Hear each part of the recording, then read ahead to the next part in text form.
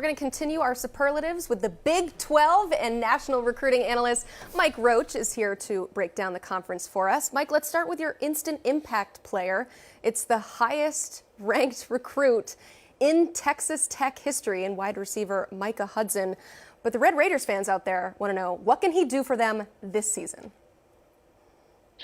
Well, I talked to Joey McGuire just a couple of weeks ago in an exclusive interview I had with him that I released this morning, and he said flat out in the interview, look, you'll never hear me say we're going to redshirt Micah Hudson. He's been a factor since the moment he stepped on campus. He's already on campus there in Lubbock, early enrolled. Highest ranked prospect in Texas Tech history, you said it.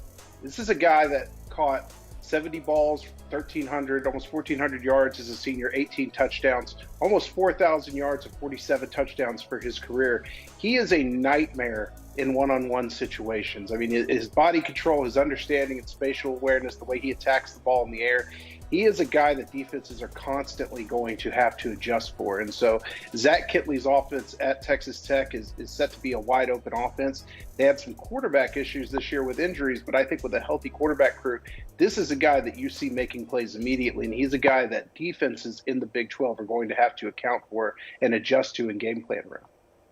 All right, your pick for sneaky good class is Kansas. What do you like about this number 44 ranked group?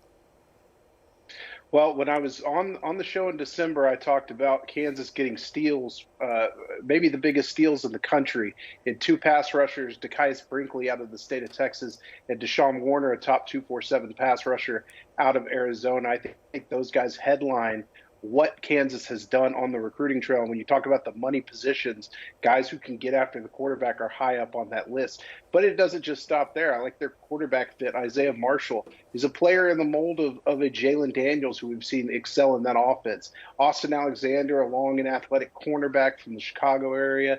And then Carter Wawrowski, a massive offensive tackle who can set the tone up front, be physical. Kansas likes to run the ball. I think he fits into that. I think that they've clearly identified their type of guys, and I think that they've got a plan going forward with how they want to build that roster, and you're seeing it pay off from Lance Leipold. Yeah, speaking of some steals, it sounds like TCU got a good one, an edge, Travis Jackson. What is it about him that makes him your pick for Diamond in the Rough? Well, I think anytime you're talking about a diamond in the rough, it's the ceiling. And he is a projectable guy from a frame standpoint, from an athleticism standpoint. Ran an 11.6 800 meter time, which in most cases wouldn't be that impressive. But for a guy who is, roughly 6'2", 6'3", 230 pounds, it's pretty impressive. Still has some work to do on refining his pass rush technique and things like that.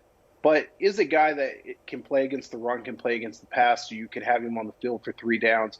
The player comp we have on him is O'Shawn Mathis, who was a star at TCU. I'm sure that the Horned Frogs would love to get a similar contribution on Travis Jackson as they got from O'Shawn Mathis. And frankly, they need it. I think their defense was a little leaky this year, especially up front. This is a guy that I don't know if he's going to, you'll see him making an impact immediately, but in a year or two down the road could be a big part of a defensive line rebuild for the Horned Frogs in Fort Worth. All right, there's a lot of great guys coming into the Big 12 in this class, but in my eyes, this feels like a pretty easy pick. The guy for baddest dude is offensive tackle Jordan Seaton. I mean, he's 6'5", 290, but what about his play makes him your pick for baddest dude? Well, when I sat down to put this list together, I kept, he was kind of what I started with at baddest dude, and I kept going through classes and trying to find guys to top him, and I just couldn't.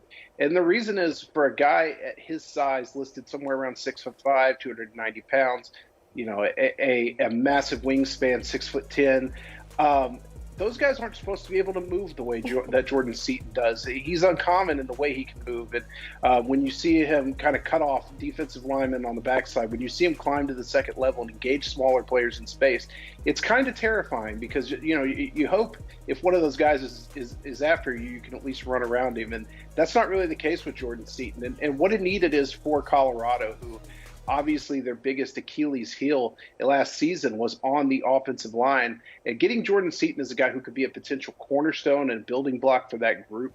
And I think that it's a step in the right direction for Deion Sanders in Colorado.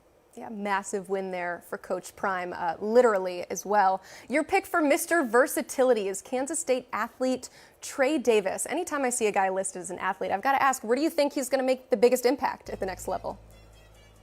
Well, that's the thing. He could do it on either side of the ball. He's a three-sport star. He was a state qualifier in the triple jump in Texas in track and field, and an all-area selection as a basketball player. So he excels literally in everything he does. I like him on the offensive side of the ball playing receiver. He caught for 1,250 yards and 20 touchdowns last season.